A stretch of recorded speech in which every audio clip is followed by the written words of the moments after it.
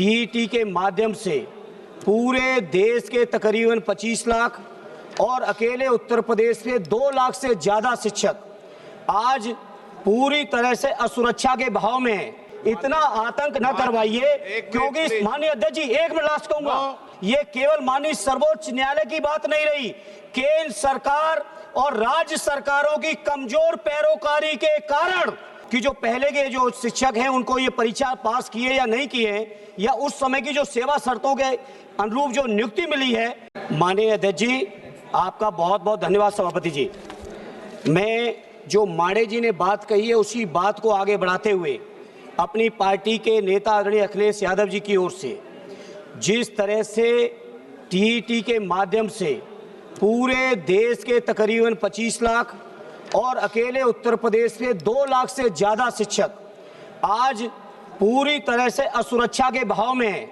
सभापति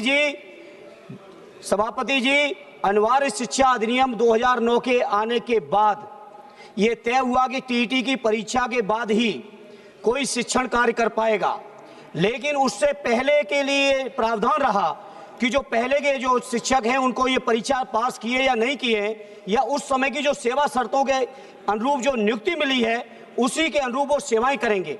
लेकिन 1 सितंबर 2025 को माननीय सर्वोच्च न्यायालय का एक फैसला, मैं इस बात के लिए सदन में पुरजोर तरीके से कहूंगा, ये केवल माननीय सर्वोच्च न्यायालय की बात नहीं रही, केंद्र सरकार और राज्य सरकारों की कमजोर पैरोकारी के कारण आज देश के 25 लाख से ज्यादा शिक्षक, उनके परिवार पूरी तरह से सुरक्षा का भाव है। सभापति जी, बात पूरी आने दीजिए। और हमारे उत्तर प्रदेश के अंदर 2 लाख से ज्यादा शिक्षक भर्ती जो परेशान हैं, इससे मेरी सभापति जी आपके माध्यम से सरकार से अनुरोध है कि अध्यादेश लाके, संविधान संशोधन लाके देश के 25 लाख शिक्षकों का, विशेषकर उत्तर प्रदेश के 2 लाख शिक्षकों का भविष्य को सुरक्षित करें, और नहीं करते हैं तो ये।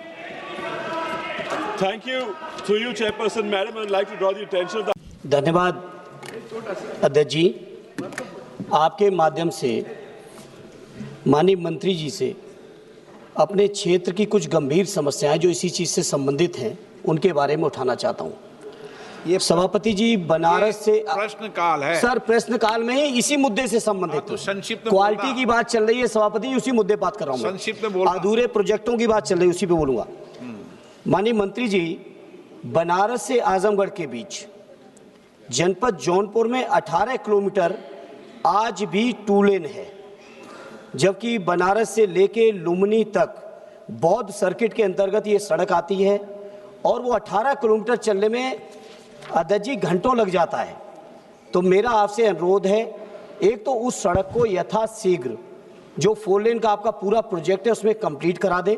साथ ही साथ जनपद आजमगढ़ में एक कोटला जगह पर टोल है। माननीय मंत्री जी, मैंने लिख के भी दिया आपके अधिकारियों को, कोटला पे टोल लगा हुआ है, यही बनारस आजमगढ़ के बीच में। वहां टोल वालों का इतना आतंक है कि वहां पे जो आपस में लिंक रोड्स बने हुए हैं लोकल आजमगढ़ के अंदर के संपर्क मार्ग, उन संपर्क मार्गों पर बैरियर डाल दिया है। टोल वालों की इतनी आतंक गुंडई चल रही है वहां पर NHAI के नाम पर कि कोई संपर्क मार्ग से न गुजर सके। यहां तक माननीय अध्यक्ष जी दिक्कतें आ रही हैं कि बच्चों की स्कूल बसें भी उस संपर्क मार्ग से नहीं गुजर पा रही हैं। इस तरह का NHAI का टोल की वसूली, पैसे के वसूली के नाम पर जो आतंक आजमगढ़ में मैंने देखा है, माननीय मंत्री जी कृपा करके आजमगढ़ वालों पर रहम करिए, बच्चों की स्कूलों की बसों को निकलने दीजिए, इतना आतंक न करवाइए। क्योंकि माननीय अध्यक्ष जी, 1 मिनट लास्ट कहूंगा, 1 मिनट अध्यक्ष जी, 1 मिनट सुन लीजिए। सम्माननीय अध्यक्ष महोदय, मैं सम्मान्य सदस्य को विश्वास दिलाता हूं कि अभी हमने नई टोल के लिए टोल नाके ही ख़त्म कर दिए। केवल एंट्री रहेगी और नंबर प्लेट का फोटो लेंगे और फास्ट ट्रैक होगा और डायरेक्ट बैंक अकाउंट से टोल के उतने पैसे ही जहाँ से एंट्री की वहाँ से। वही तो सर, वही आप मेरी बात सुनिए। वैसे मैं आपसे एक अनुरोध करूँगा और सम्मान्य अध्यक्ष जी, आप भी मुझे संरक्षण दीजिए। 10 लाख करोड़ के काम चालू है, 4,500 प्रोजेक्ट। और प्रश्न केवल एक धुले से नासिक के बीच का है।